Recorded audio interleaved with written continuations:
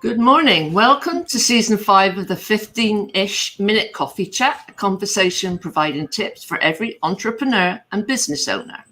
As a small business or entrepreneur, finding B2B clients or business-to-business clients to fill your client base can feel overwhelming and a tiny bit scary. Join host Selena of Hauoli Socially Inspired and Anna of NomadAbout with guest Leah Neaderthal of Smarts Gets Paid to discuss landing long-term clients and selling business to business, even if you aren't a salesperson. We're so excited. Yes. Super excited for our show today. Well, first, let's introduce who's over here sitting with you, Selena. So, yes, if you've been following me, I shared a post on LinkedIn, and then I just kind of went a little wild on my Instagram stories.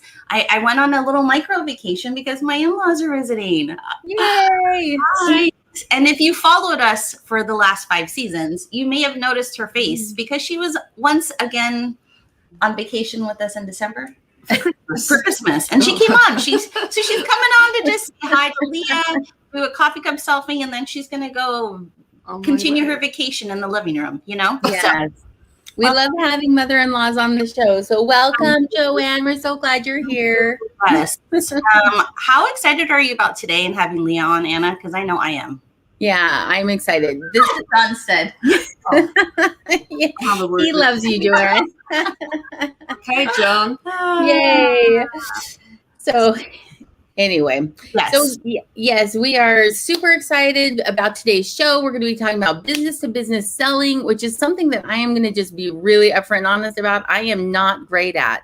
I'm an incredibly confident person, but when it comes to selling, I am, it's like imposter syndrome suddenly happens. I get sweaty and my heart starts racing and I don't know what to say or if I'm saying the right things, and I get very uncomfortable. So I'm really excited to have Leah on today because I think that she is going to be able to provide us some really good insight into how to do it better. You know?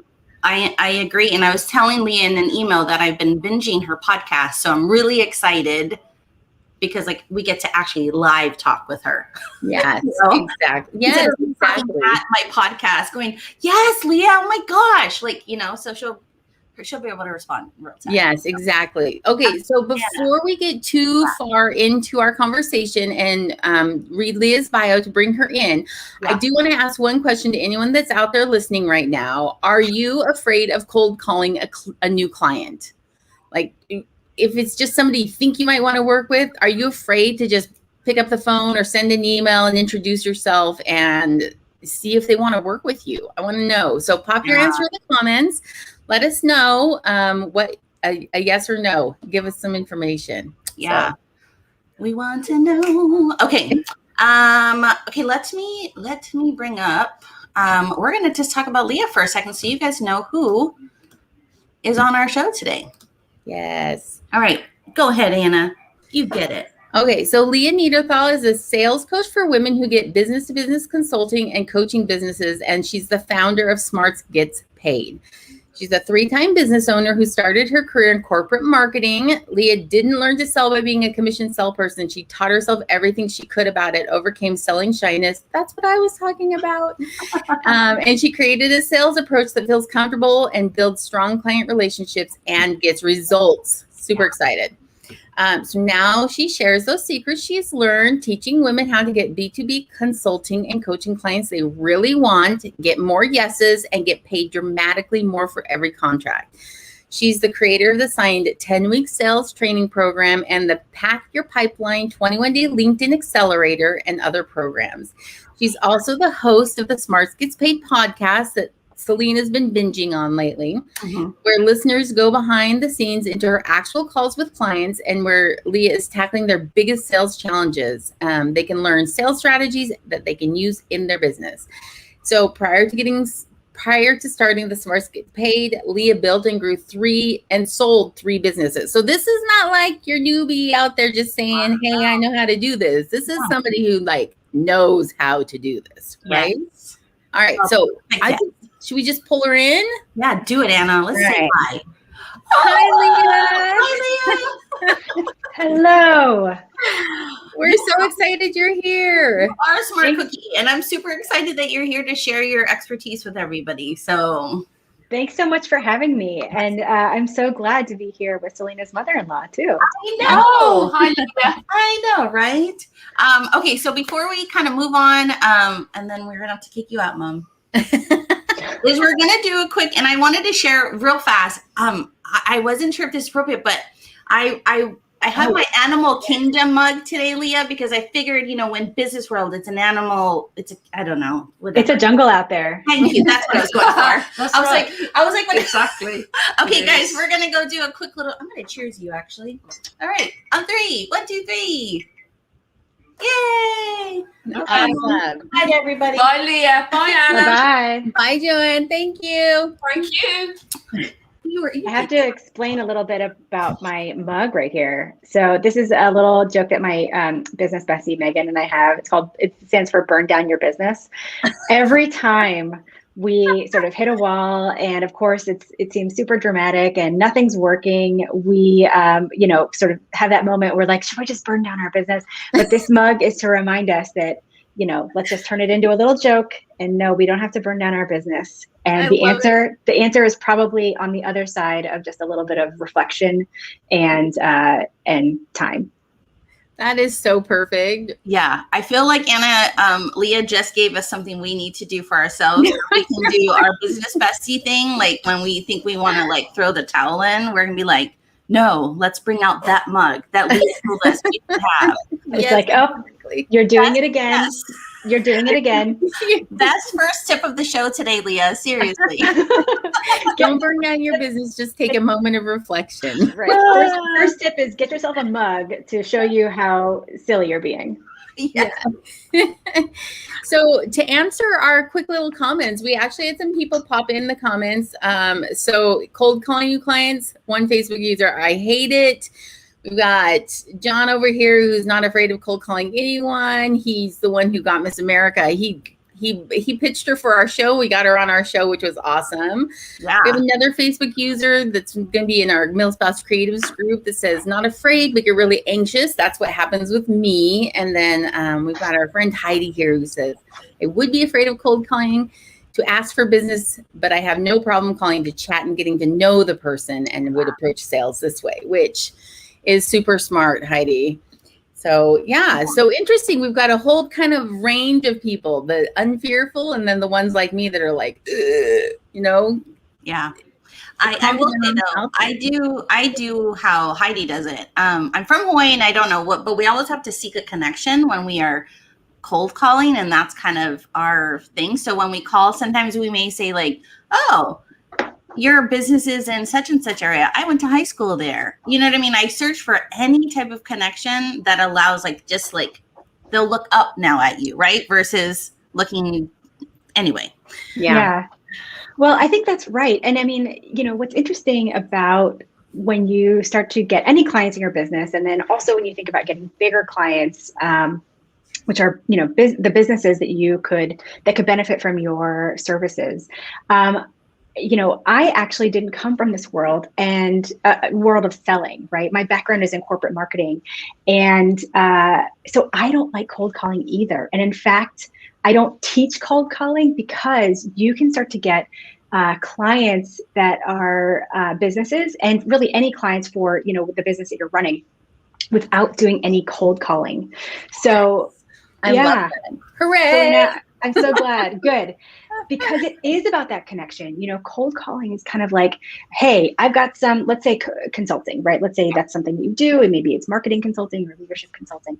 Cold calling is like, hey, I got to some consulting. You want some consulting? And the answer for most people is going to be no.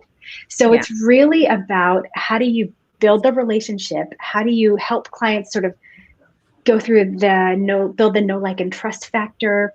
Right. Go through their own education and be there when they're ready, instead of just sort of showing up and being like, hey, it's me. Want to give me money. Well, I'm excited for today's conversation because I really think that I think people know bits and pieces of that process, or they're really good at one thing, but then don't know what to do next to take it from that friendship and relationship you've built to actually selling who you are and what you have and making that something that they want from you. And I think that's where, at least for me, the disconnect is like, I don't know how to move it from one relationship to the next. So hopefully in our conversation today, you can like throw out some pointers and make me like do sales of the world, right? Sure, exactly. All right. So before we get started on that conversation though, we do want to pop up our toolkit, which is we always ask our guests, what's one thing that you're using in your business that you cannot do without? And Leah threw out Slack and as one of the things that she had popped in there. So Slack is pretty awesome if you're not using it. It's like a teamwork tool. There's channels and it keeps you organized, and you can just keep everything kind of in one chat thread or conversation. And then you can have private DMs, but it's like a repository where you're not scrolling and searching forever for things. So Leah, tell us how you use Slack in your business. Well, my team and I are on Slack all the time. So I think the biggest reason is for team communication. Email is a terrible way to, work with the team. And so Slack is almost like having a chat going at all times, and, you're always available, and we can sort of keep things together and organized so that we are all working in the same direction. Another thing we use it for is to keep us motivated, because my team and I are all working in different places where we're all working independently, but we want to celebrate the good things that are happening in our business. So when somebody purchases one of our courses or signs up for something, we get a little notification that says, hey, Sarah Smith purchased XYZ, like little, celebration emoji. And then we can all sort of, get excited, and we know that what we're doing is working. I love that. I love the motivation factor that you just brought in there. That's like so super important when you're working within a team. Like, it's not just about the actual work, right? It's celebrating those wins and getting excited for your teammates when something great happens for them, or when they make progress in a certain area, just so that you want to keep going. So yes. Exactly. And working on your own business can be kind of lonely. And so you want to find every opportunity to, bring the team together, so to speak. And so it doesn't, so running your own business isn't as lonely. Oh, yes. I love that you are trying to find those ways, right, to keep the team together, and to not be lonely, like you said. You know what, Anna? I never thought about it. It's funny. Anna and I use Slack with like other clients but we actually have not used it together for ourselves. No. When she said the Gmail thing, I'm like, she's so right. Anna and I have 1 zillion emails back and forth of other clients, and I'm like, I don't know why. Why would we not even? We're using it anyway. I know. I am part of like 40 billion Slack groups, right? Like, that's what it feels like sometimes when I get in there. I'm like, okay, I have 900 messages that I have to go through. But it is nice. It is nice that I can, I go. But yes, Selena, we probably should have a Slack channel that's for our for our business. I don't know why Leah said it, and I was just like, why? We've been doing this a little bit, Anna, and I don't know why that's something we've not done for ourselves. I know. That's super funny. I will say that one of the things I love most about Slack is the integrations that it has. It does integrate with all of your G Suite stuff. There's just so many opportunities for integration. So you don't have to like download and upload and all that kind of stuff. You can just send them on over to that link over there. Click, right? Yeah. Yes, exactly. No, love it. And I thank you for sharing this one, because I think it is a very valuable tool, and it is free, you guys. There is a free version. So as entrepreneurs know that we like stuff that we can kind of incorporate to make our businesses run more efficiently, but also doesn't like break the bank. Break the bank before we've made the bank, which is why Leah is here. So Yes, yes, exactly. oh my gosh, what's next? Oh, I know what's next. I know. So Leah, we have had on our previous show mental health therapists, and those seem to have been actually our more popular episodes that have been downloaded on the podcast. And so we wanted to incorporate some mental health aspect to our show because we think, especially as a solopreneur, it's important for us to kind of keep ourselves a little sane. So we have a mental health coffee barista serving up a question to start the show. So that's what we're going to do. Let me do this. And Anna, here, I'm going to let you read the question there. Sure. What we're going to ask. So, Leah, in what ways have you grown or changed as a result of your work? That was our question from Lauren Bruin, who's our mental health barista today. Thanks, Lauren. What a great question. Oh my gosh, you guys, I could sort of talk for hours about this one question. I'm sure you could too. Yeah. Yes. Oh my gosh. I think even running a business changes you. Starting a business changes you. Taking an idea from just in your head to out in the world changes you. And then as you go on, you change over and over, several times in the course of the life of your business. But if I had to say a couple ways that I've grown or changed as a result of my work. So I was raised in a household that really valued education and doing things the right way. And, like a lot of us were. And one of the sort of outcomes of that is that in my career working for other people in corporate, I always wanted to find the right way to do something and it had to be done right. And I think one of the things that I noticed as an entrepreneur was that mindset can actually hold you back because you're constantly looking for the right way. Mm. And so one way that this has changed me is that I know now that there's no one way to do anything. There's no right way. There's only your way. And once you can sort of sit with that, it really reduces your anxiety, your stress, your feeling like there's some sort of quest for the right way, and you can move forward with confidence and with less sort of anxiety. I love that. So this is really interesting to me because there are definitely better ways to do things than others, right? But I love what you're saying in the sense of like, it's just because you do it differently than somebody else that's maybe been successful with their way doesn't make your way wrong. It doesn't make it the worst way because I might not operate the same way that person does, where my strengths are not their strengths.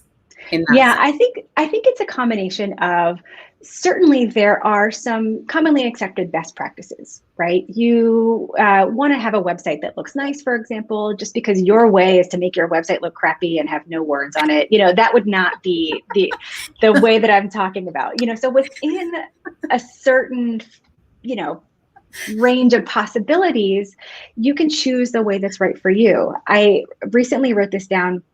This lesson, actually, I think that this is a lesson you keep learning over and over as a business owner. And my team and I realized, or, had this lesson sort of made clear to us again recently, and it caused me to write down this Post-it. I'm a big fan of Post-its on my computer. And so I wrote down this one, which it says, run your race. Run your race. If you've ever trained for like a marathon or a triathlon or anything, sort of epic, your coach or whatever training plan will say, you just do you. Don't worry about what anybody else is doing around you, right? And so just run your race. And that's why I wrote this down for myself and my team as a reminder that it's not about anybody else's race. You run your race. I love that. Yeah. Leah, so 10 years ago, I got into running after like my first divorce. And the first race I was literally running and trying to stay up with this like 80-year-old runner that was in every race that I was seeing. And so that was for probably like the first couple, I was just like, oh, she's here again.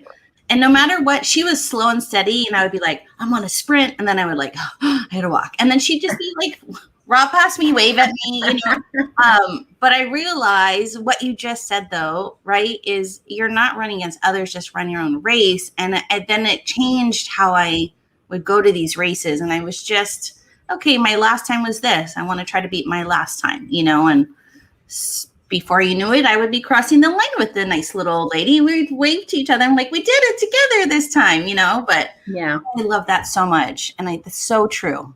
I'm just going to throw out there, if you are running the race where your website looks crappy and you have no words, will you please call Selena and I? Because we're going to help you out with that.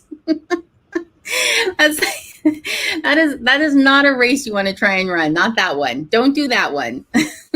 Yeah. Oh my gosh.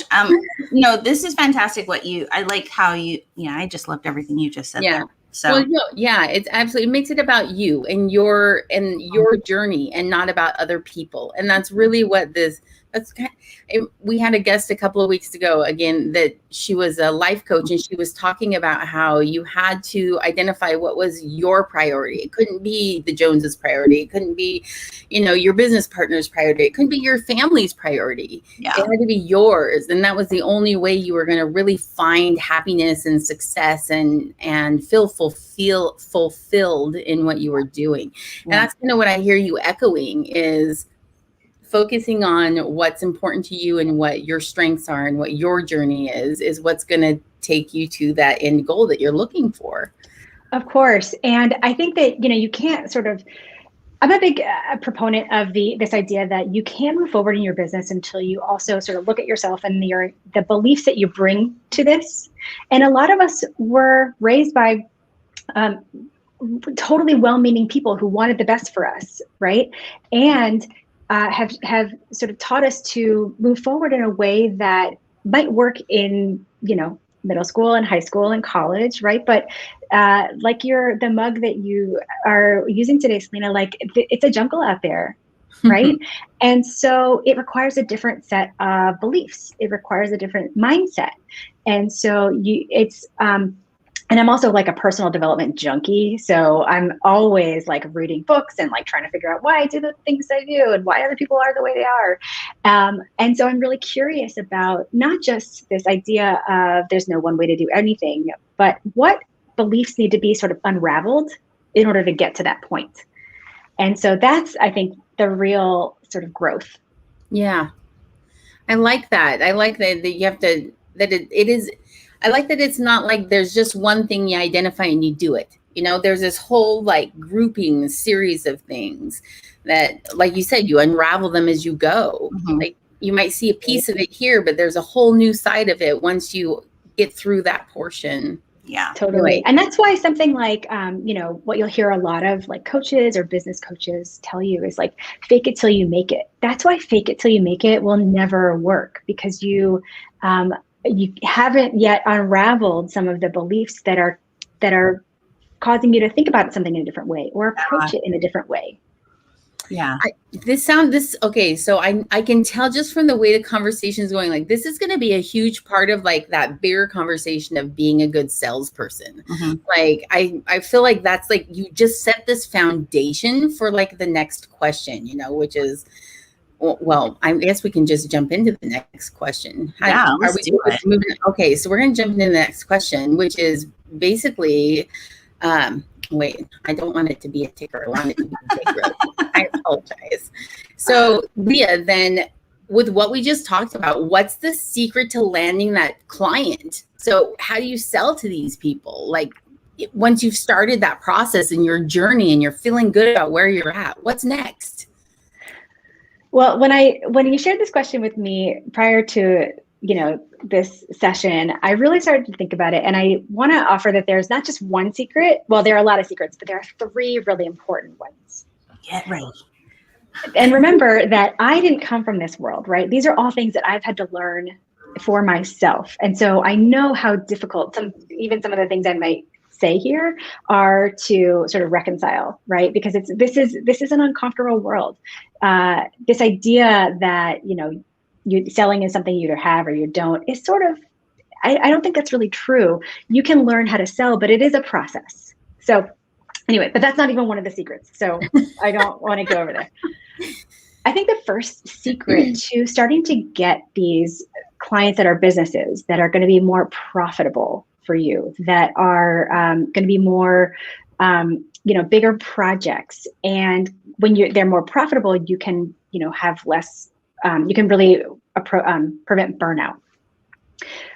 The first and most important secret is that you can actually do it. You can actually work with these bigger clients. You can actually land these bigger projects because, and even Anna said that you get a little bit of imposter syndrome. And I think it keeps a lot of people playing small with the types of clients that they want to work with or that they're going after. And so I think the first secret is it's a mindset secret, which is you can actually do this. You're good enough to do this. And so it's worth going after. The second secret is that you have to be where these clients are. So, oftentimes in the digital marketing world, you think I have a website, I have a blog, and, this is, of course, is your world, you guys. And it's, but it's not that if you build it, they will come. So to get clients that are businesses, you have to go where the businesses are, and that's LinkedIn. So what that means is that things that you might see happening on Facebook or Instagram or TikTok or whatever, the decision makers are not hanging out on Facebook for work or Instagram for work or TikTok for work or whatever, right? They're hanging out on LinkedIn. And in fact, 84% of B2B decision makers say that LinkedIn is where they are looking for education or for information about solutions to their problems.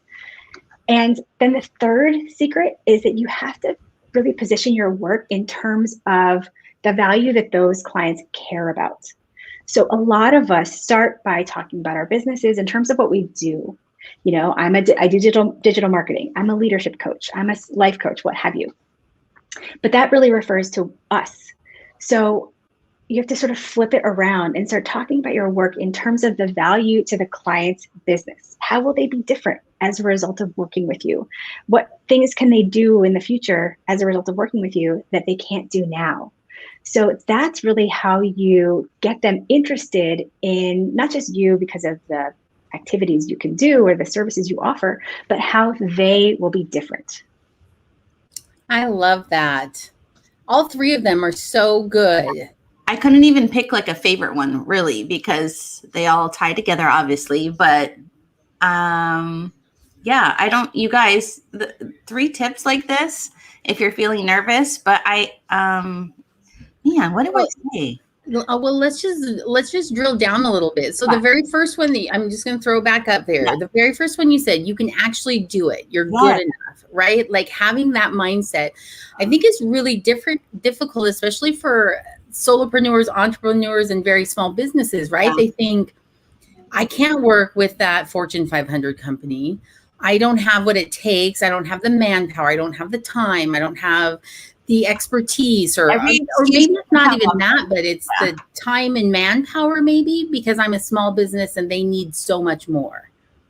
Well, I think that's in some cases that's true, but there's a whole chasm between, your standard solopreneur and the Fortune 500. There's a whole class of businesses that need help and they have money, but they're not, these big multinational companies, right? Yeah.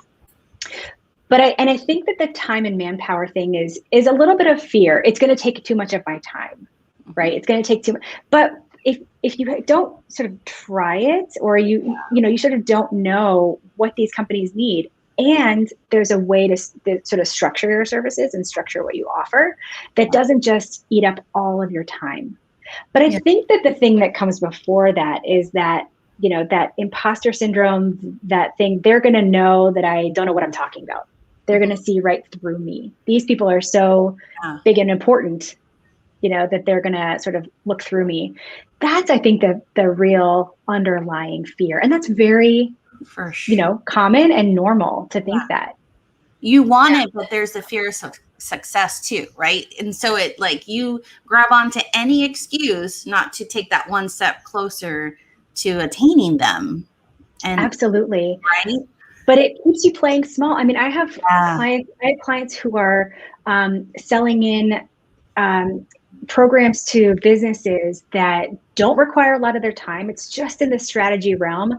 They're getting paid in the high 5 figures and sometimes in the 6 figures to do the work that they love, that and they can still take on other clients. It's because you're not at the mercy of your clients. You get to decide how you offer your services, what you charge. I love that's such a good reminder, because I think sometimes smaller businesses, entrepreneurs sell themselves short, right? I have to take that client. Another one might not come along. But the reality is that you can, what she's saying right here, you don't have to accept that client that maybe isn't your ideal or doesn't want to pay you your worth. You don't have to settle for that. Like, you can wait for the next thing that's better and bigger and more to your value base, you know? I love Absolutely.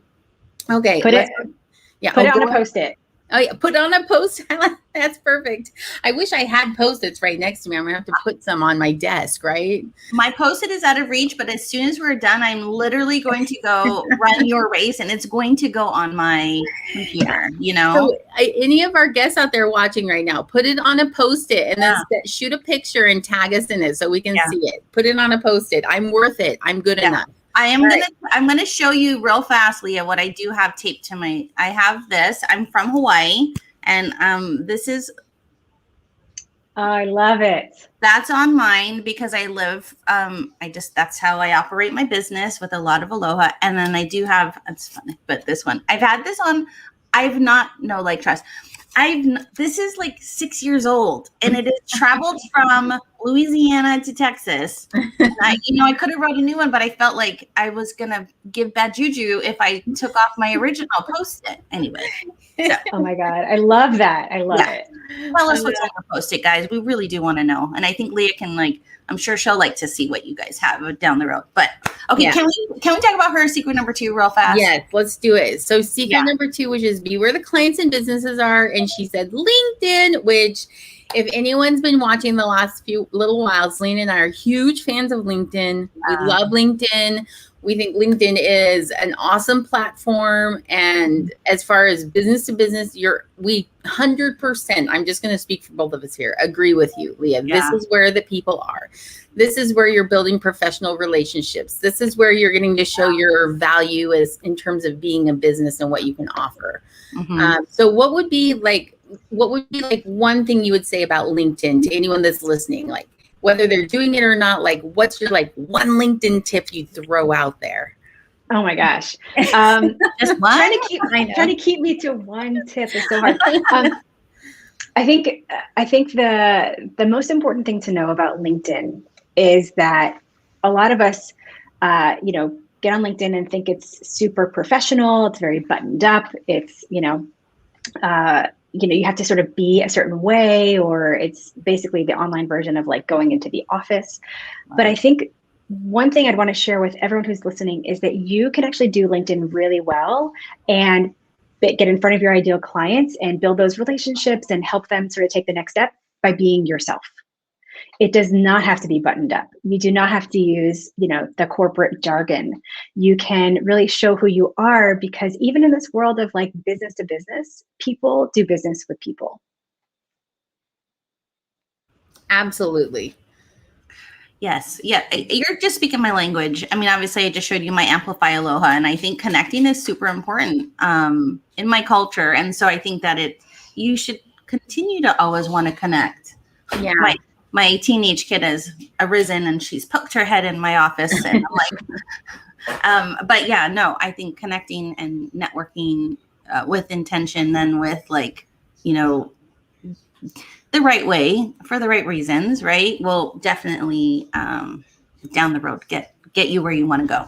Yeah, and do it, and you can do it yourself, right? And you can be yourself and show parts of you that you might not think are, okay for a business platform. I recently, in the pandemic, I stopped coloring my hair and went gray, right?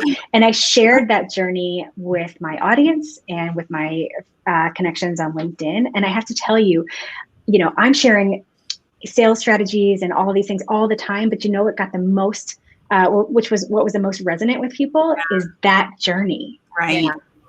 There's a huge like movement right now. I'm just going to call it a movement, but people are really looking for professional relationships where they feel connected to the individuals that they're working with. Wow. That, you know, where it used to be you business and pleasure were completely separated, and that line has really blurred over the last, I would say, maybe 10 years, but especially right now. And I really think the pandemic had a huge part to play in this, in terms of like letting people try and find that connection, and it morphed into the business world. They want to know your value sets. They want to know who you are, like behind the scenes. They want to see into that kind of that personal private. Now, there are some things you want to keep personal and private, but there's a level of okay for sharing. Like, first of all, I love your hair, and I wish I was that brave. I'm working on it. Yeah. This is a color. Totally. Yeah. This is a color I'm calling pandemic gray. Oh yeah. I love it. You know, I think I'm just going to go off of what Anna had just said too, right? The pandemic has kind of like, you know, in the scene in The Wizard of Oz, right? When you get to finally see who Oz is behind the curtain. And I think that's what it has done, is we've kind of allowed ourselves to just open the curtain and be a little bit more, because we are all in that same right? The CEOs are at home with their kids that are toddlers that don't know boundaries in a closed door, right? Because they're like, yay, Daddy CEO is home, and they're going to jump in on the Zoom call. So we kind of let a lot of things kind of your guards down, or like you said, the curtain is open. So I love that. And I think the kids thing is, and the pandemic has totally brought that about. I remember very early on, one of my team members said, "Oh, I guess we don't all have to pretend like we don't have kids at work." Yes. Oh my gosh, what a true statement, though. You don't think about it, so true. Yes, I love that. Yes. Okay, so I'm just going to tell everyone right now. So one of the shares you can do that's a personal share is whatever you wrote on that Post-it for Leah's secret number 1. Yeah. Share it as a personal share. Something you learned this week, right? Yeah. Like something that inspired you. Share it on your personal share on LinkedIn. Make sure you tag us, because I want to see it. Yeah, tag me as well. I love seeing when people start to get comfortable with LinkedIn and make their first post that they might have made in years. Yes, exactly. Right. Okay, so let's go really quick.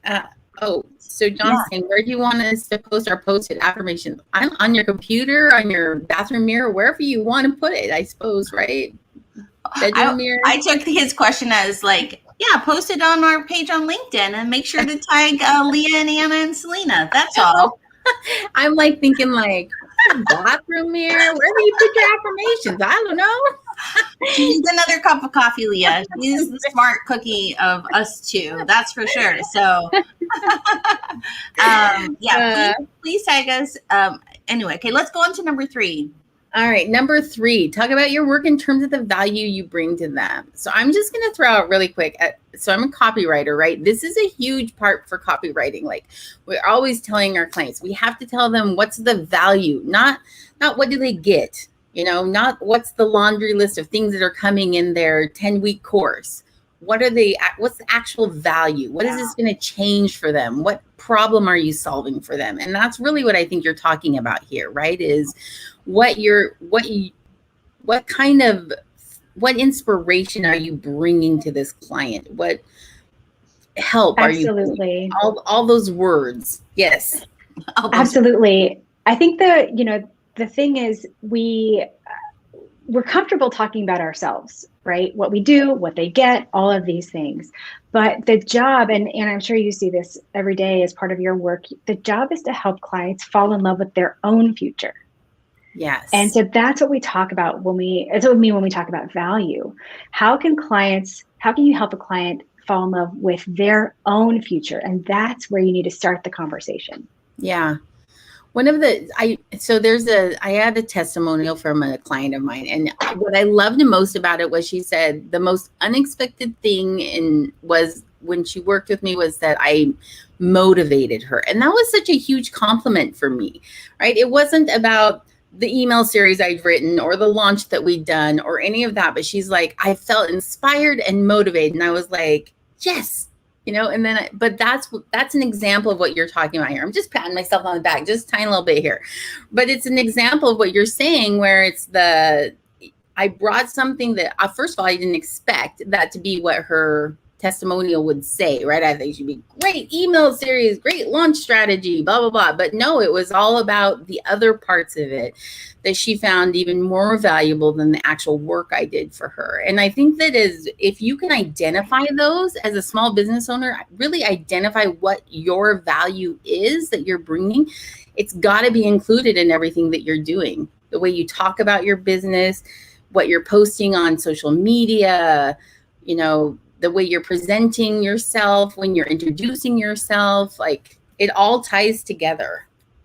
Absolutely. And it's hard to identify that for yourself. So I just want to acknowledge, this is the hardest thing to do in your business, because you can't read the label from inside, the jar.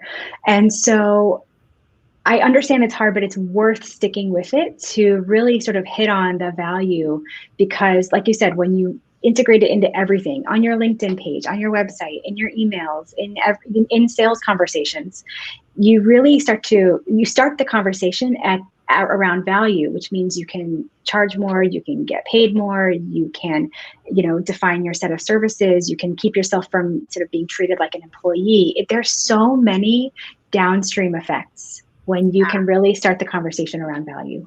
I love the ones you just said, the get paid more. And the last one you said, not be treated like an employee, which is a huge issue for small businesses and entrepreneurs, right? You get hired and then it's almost like you become their employee. And so I love that. I love that it's about really empowering yourself ultimately. Totally. Yeah. I go through this exercise in both of my programs, to really hone in on the value. And we don't just do it for the client benefit, right? So that your LinkedIn is more compelling, or, that it helps clients sort of envision their future. Although that is an important reason to do it, we also do it because it changes how you feel about yourself and your own business and where your value plays in this world. And so one of the things we find is that, people feel a lot better and a lot more empowered about what they're even doing when they can uncover and really articulate the value that they provide their clients. That's so good. Leah, that's awesome. 3 amazing tips for a Monday morning. I think everybody's going to be feeling very inspired this week. You gave us 3 good action things. I want to see some Post-its. I want to see those Post-its on social media with us tagged in it. And maybe your Post-it is going to contain what your value base is, right? Throw your value base on a Post-it so we can see what it is. I'll totally share it. I will share it if you post it, right?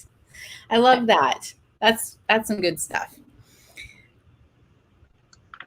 Sorry, my dog is excited for us and the Post-its as well. She's scratching at the door to try to tell everybody you all need to have a Post-it. So, okay.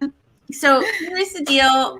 We are coming to the close of our show, and I think we've all seen the value that Leah has, and we want to make sure you know how to find Leah everywhere in the world. Just kidding, not everywhere, just in the places that are comfortable, right? So, let me add back into here, and let's see, Leah, if you want to tell everybody where they can find you. Absolutely. So it won't surprise you to know that I'm really active on LinkedIn. And so you can search for me and connect with me or follow me on LinkedIn. That's where I spend a lot of time. And I'm always sharing, tips and strategies and stories. Of course, you can check out smartgetspaid.com, which is my website, and the Smart Gets Paid podcast, where you can listen in on some conversations with my clients and myself where we're solving some of their challenges. Yes. Awesome. She did ask a question if she should have more than one season, and I just wanted to put my answer here. Yes, Leah, please continue. Please. Have more than one season. Yes. So, thank you. I appreciate that. No, for sure. And it's weird. I sent Leah this email that I was like, not to be weird, but your voice is also so soothing. It just makes it so easy to listen to. And not that, I don't know why. I'm always about the voice and how it's it doesn't make me do this. It's I want to know more, Leah. Tell me more. I want to keep hearing. Thank you so much. It's not weird. People have said that to me. One of my clients was like, "Have you just been perfecting the perfect podcast voice?" And I'm like, honestly, this is just how I talk. No, I want to be like Leah's voice. Like, I'm just like, I don't know how to do it. I'm gonna have to like really listen and see. I would like a recording, Leah, when you do your recording, like a video, so I can just watch how your mouth moves, how you pause. I don't know. I'll get that to you. Yeah. So somehow I've now become a podcast teacher or voice person. Like add that to your thing. So right. Oh my gosh. Okay. And then one of our last things we absolutely is our tip jar from one of our past guests, Caitlin Eldridge. You guys, I just want to first pat myself on the back. We filed our taxes last week. We were done. Ooh, that was rough. And thanks to her. So I absolutely love Caitlin. But anyway, she says when preparing reports in QBO, make sure you don't have a large undeposited funds account. It's a sign something might be off. Yeah. So no undeposited funds. Make sure it's all in there. Okay. Leah, thank you so much. Yes, thank you so much, Leah. That was amazing. I really feel inspired. This was a great way to start my Monday morning, right? And I love it because what I realize is that I am doing the right things already in the way that I am reaching out to potential other businesses, right? To work with them. Like I'm doing the right things. So this is exciting in terms of like, I feel empowered. Thank you. Yes. Love that. Yeah. You're welcome. I'm so glad. And thank you so much for having me. Yeah, no, thank you. I'm really excited. Who knew that Post-its would be something fun that we would be looking forward to, right? From our show. Like I'm looking forward to it. But you guys go find Leah on all the places that she said. We've already connected with her on LinkedIn, so I'm excited to just kind of stay connected and learn more from her and all the wonderful things. So yeah. All right. So next week, join us for Patrice Jones. We're going to talk about kidpreneurs. So if you got a kid that's up and coming, or if you want to inspire some entrepreneurship in your children for the summer, this is the live stream you want to join in on. As always, you can find us at AnnaandSelena.com, on Facebook, on YouTube, and on your favorite podcast platform. We'd love it if you wanted to subscribe. And so, we will see everybody next week, Monday at 10 a.m. Thank you so much for joining in to us today, and we will see you later. Bye.